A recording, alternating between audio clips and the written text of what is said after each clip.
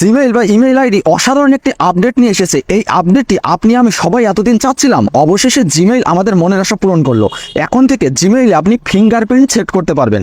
আপনার জিমেইলের পাসওয়ার্ড আর কষ্ট করে মনে রাখতে হবে না। পাসওয়ার্ড যদি ভুলেও যান, শুধুমাত্র হাতের ফিঙ্গার দিয়ে আপনি জিমেইলে প্রবেশ করতে পারবেন, যার ফলে আপনার জিমেইল কখনোই হ্যাক হওয়ার কোনো ভয় থাকবে না। অসাধারণ এই কাজে শিখতে চাইলে অবশ্যই ফোন স্ক্রিনটি লক্ষ্য করতে হবে, আমি সহজেই দেখাচ্ছি। শুরুতে আপনারা আপনার ফোনে থাকা জিমেইল অ্যাপে প্রবেশ করবেন। জিমেইল অ্যাপে প্রবেশ করার পরে এই যে উপরের দিকে জিমেইল প্রোফাইল আইকন রয়েছে, এখানে যথারীতি একবার ট্যাপ দিবেন।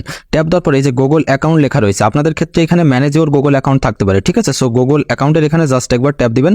ট্যাপ দেওয়ার পরে বামে একটু সোয়াইপ করবেন। সোয়াইপ করার পরে এই যে সিকিউরিটি বলে একটি অপশন রয়েছে, এখানে যথারীতি একবার ট্যাপ দিবেন। দেন স্ক্রল ডাউন করে একটু নিচে আসবেন। আসার পর এই যে দেখুন এখানে একটা নতুন অপশন যোগ হয়েছে, ঠিক আছে, পাস কি। এই পাস কির এখানে জাস্ট একবার ট্যাপ দিবেন। এখানে কিছু সময় লোডিং নেবে, একটু ওয়েট করবেন। দেন এই যে কন্টিনিউ লেখা রয়েছে, এই কন্টিনিউর এখানে জাস্ট একবার ট্যাপ দিবেন। ট্যাপ দেওয়ার পরে আপনার ফোনে থাকা ফিঙ্গার অথবা যে লক রয়েছে, লকটি এখানে দিয়ে নেবেন। দেন এই ইউজ পাস কি, এখানে জাস্ট একবার ট্যাপ দিবেন।